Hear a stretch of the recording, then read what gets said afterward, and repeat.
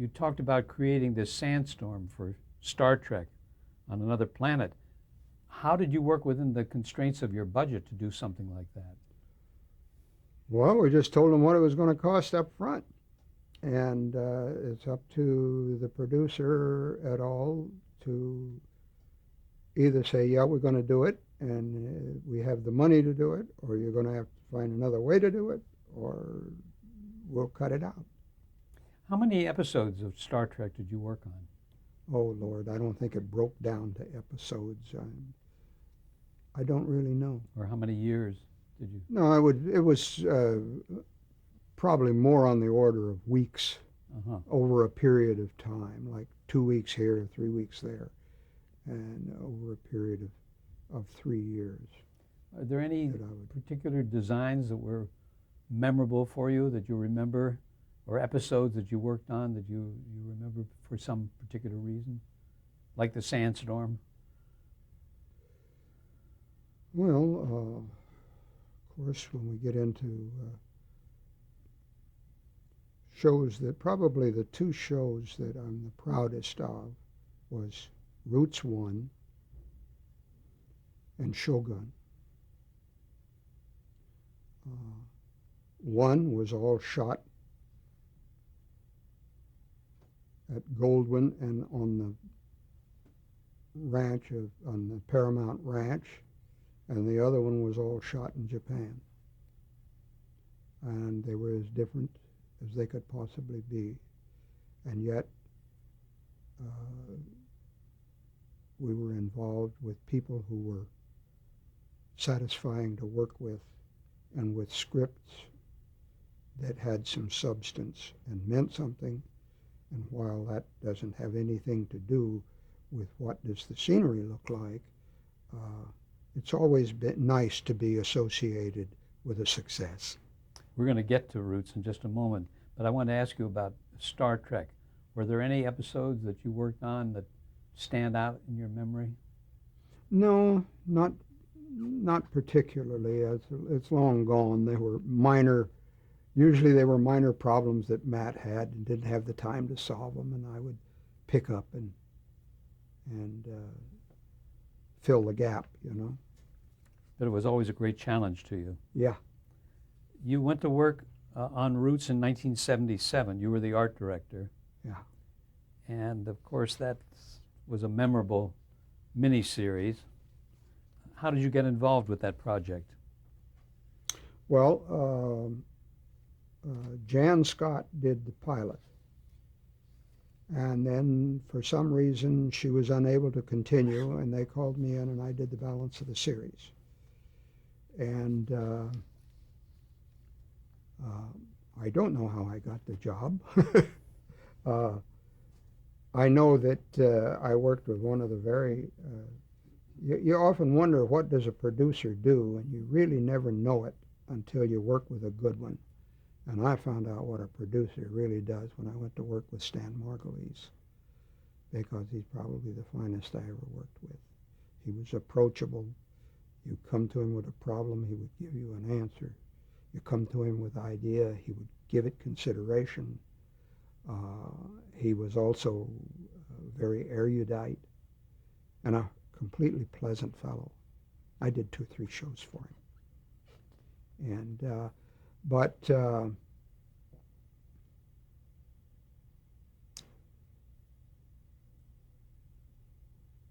it was a good script that had a lot going for it to begin with, and I don't know whether we still hold the viewing record or not, but at one time we did. I know that more people had seen it than any other show on television.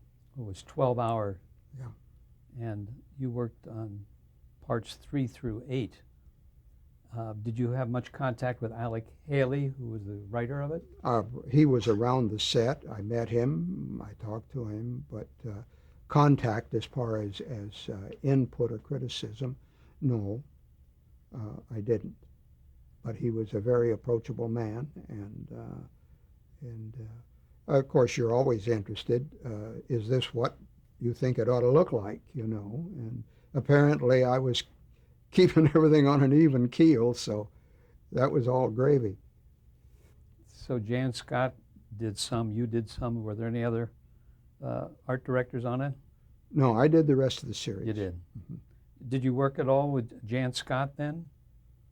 No, she had started some of the work while she was on location in the on the Fox Ranch, but um, we had problems there. Like you've got a mansion house, and you see it when the show starts, and you see it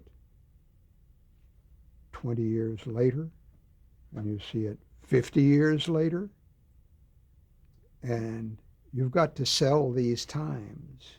And so it had to be reworked, and trees that you had planted a little bitty had to grow up. And as I say, we did it all right there on the ranch for the most part, I think. On the Fox Ranch? Yeah, we didn't. I had a little valley in there that we kept green all summer long, which was quite a chore. And this is where I first found out that you could take recycled sewage and use it as agricultural water, because they had an experiment going of taking recycled water in Malibu Canyon, all of the agriculture in there, and they recycled it, and they watered all the crops in that canyon with recycled water. Now that was back then, and it was experimental, because the ecologists had said you can't pump this stuff into Malibu Creek because it's destroying the ecology of the wetlands down at Malibu Beach, and it's changing all that because the water is too enriched, and all sorts of things were growing that shouldn't be there, So you got to stop doing that. Well, what do? There was a sewage plant that, well, it was about 2/3 of the way to Malibu down the canyon.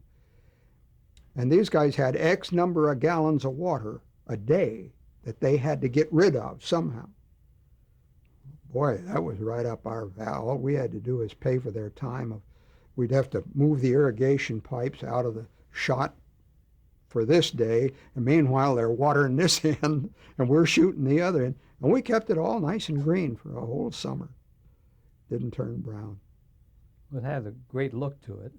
And basically it was the story of Alec Haley's family, wasn't it? That's his right. life. But the big problem there was covering the span of time, because it went from like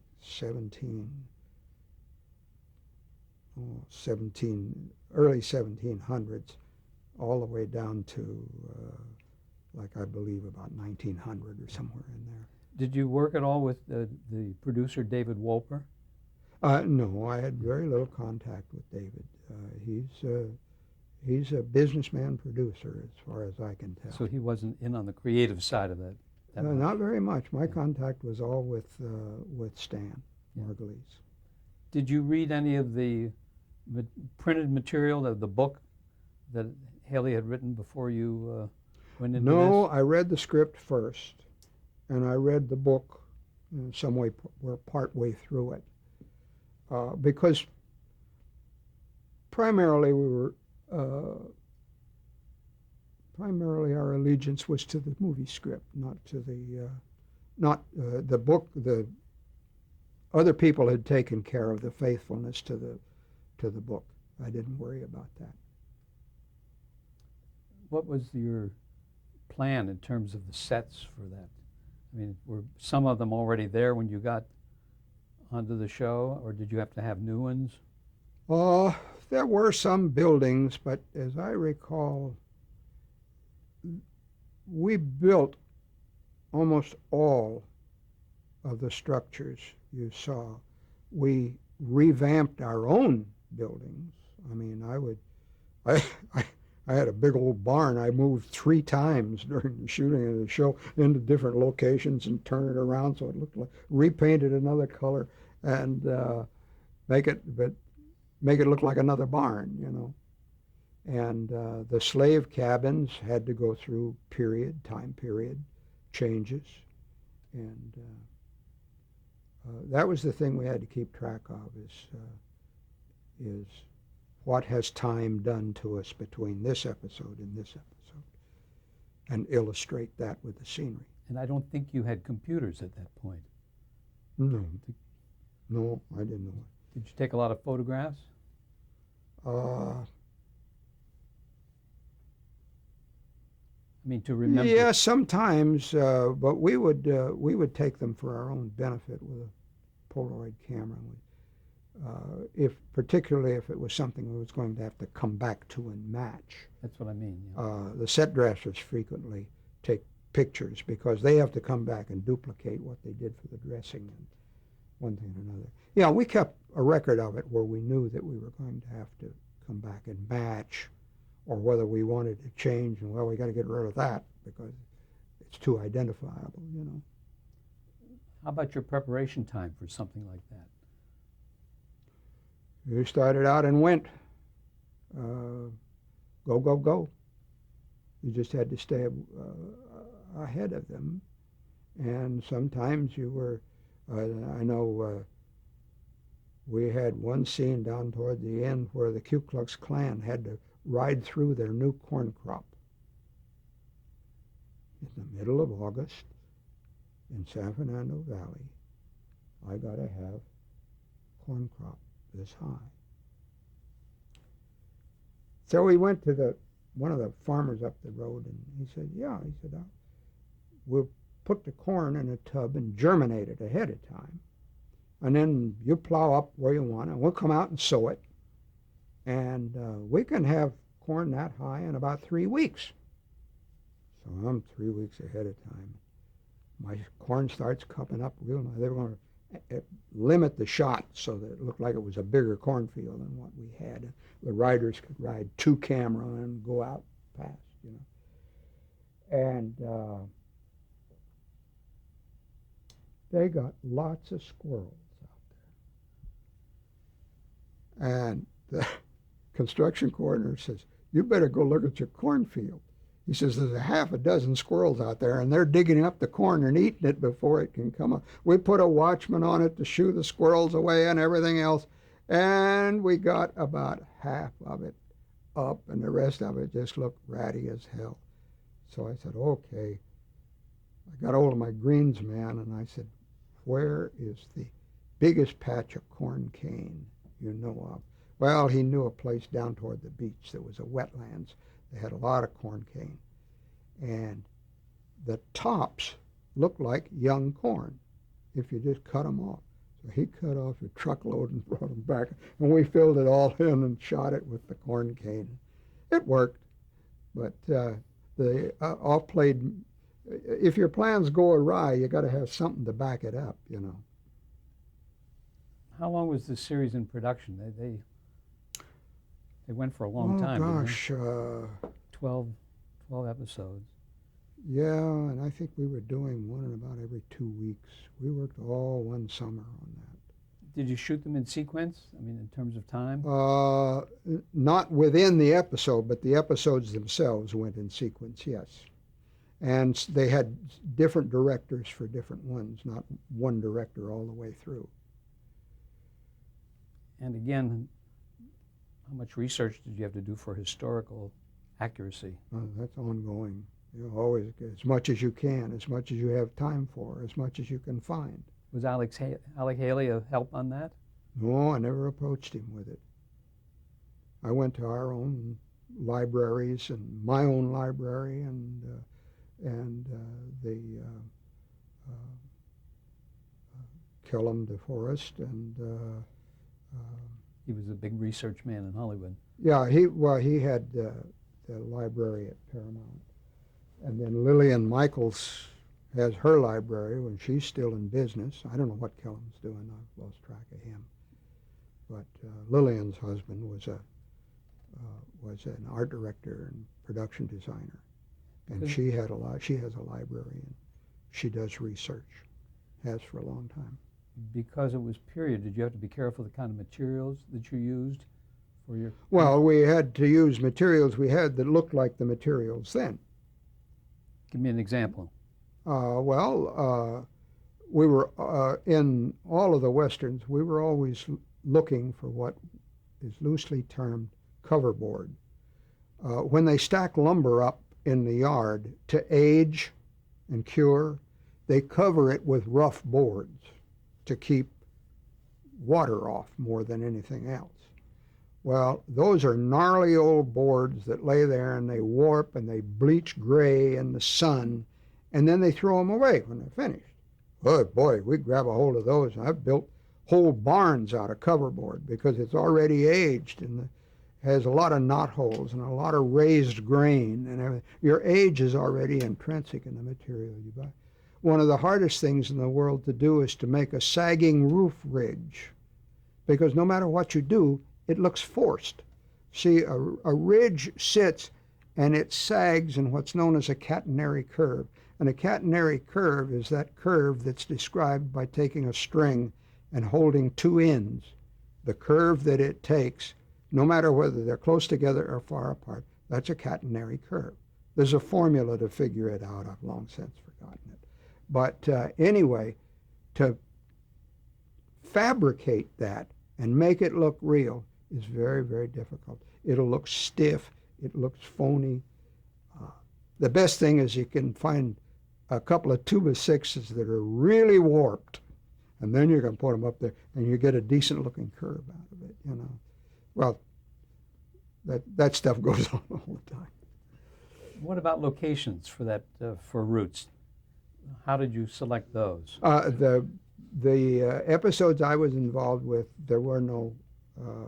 All of the locations were right there on the ranch. But you had to accommodate the location. Oh yeah, we moved around within the rates of the ranch, and that was very simply done.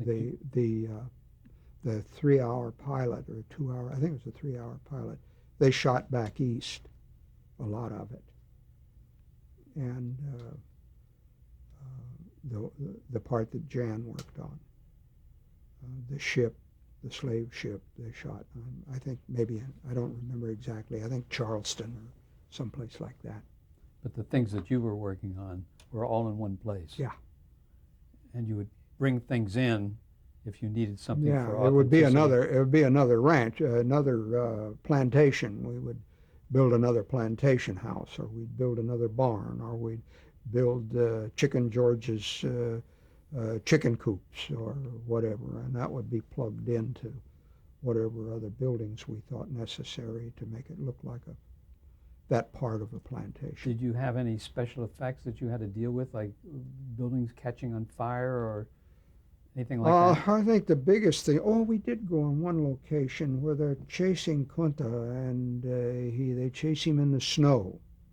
And we wound up almost post-production shooting part of that first episode where they're chasing him through the snow, and we had to snow in Arrowhead. Seemed to me that director wanted half of Arrowhead snowed in, which we were using the foam that they used to put out airplane fires. And we had a big pumper truck and a pump, and blow it through nozzles and lay down a layer. And if you're lucky and it's a cool, wet day, it'll stay there for quite some time. If not, you have to keep spraying it, says it melts, you know. Did you know at the beginning when you first started working on it that this was going to be the success that it was? Did you get that feeling? I didn't really think of it, I don't believe. I knew that it was a fascinating story. I was interested in it. I knew it was loaded with great characters and doing very interesting things. And so I was interested in putting them into a milieu where they looked believable. And I think one thing that was one of the first miniseries they showed in succession, in straight nights, tied up a whole week of time, and bless the guy that made that decision, because I think it made the long form television came of age on that show, that you could tell a long story in straight nights. And if you broke it up, like they did with Rich Man, Poor Man, and I think there was one other that had gone before Roots 1. But Roots 1 was the first one that was shown in straight nights. We had a build that kept the audience, but the guy that made the decision was really getting out on a limb and started sawing it off behind himself. But it worked. And so by the time we came along with Shogun, why, it was obvious that it was going to go in straight nights, you know.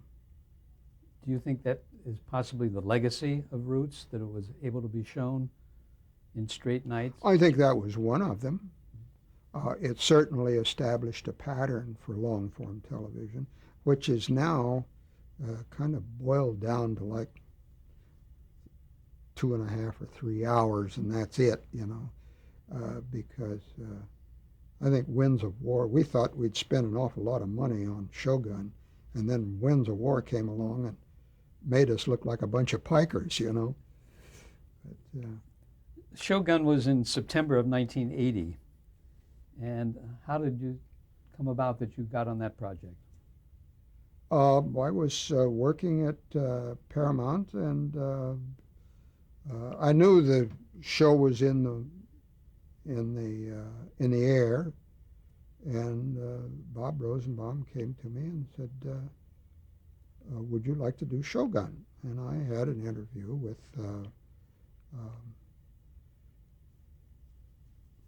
the man who wrote it. Yes. The Black Irishman. Yes. And Eric Bercovici, was it? No, Eric was the producer and wrote the first script of Shogun I read was, my God, I thought it would never end. It was like, to shoot it, it would have wound up to take you 3 weeks to show it, you know. And I thought Eric then wound up with the chore of getting it down to size. James Clavell, wrote the novel. And he took Clavell's novel and did a very successful job of boiling it down to the 12 hours of the series without losing too much of the story value. And you remember the basic storyline of the series? well, the show is based on an historic character who was the first Englishman into Japan. The Portuguese had been there for some time in a limited capacity, and they kept it very quiet. But can't remember the real man's name now. He was called Blackthorne in the script, which Clavell had patterned his character after. And he's kind of a historical hero in Japan. He was a real man. There's actually a bridge in downtown Tokyo that has his name on it, that it was part of his property. He wound up with property, and in my research, I wound up in the hip pocket of a Jesuit priest at the Catholic University in Tokyo, and he knew more about the history of Japan than anybody I've ever met. But he took me, and I held this man's will in my hand that he left at the time he died. And he left property in Tokyo, which at that time was called Edo. He left property to his wife and 2 children in England, and he never got back. I've often wondered what really happened to that will and that poor lady, and because the Japanese shogunate had made a point of keeping him, once they let him in, they kept him almost captive.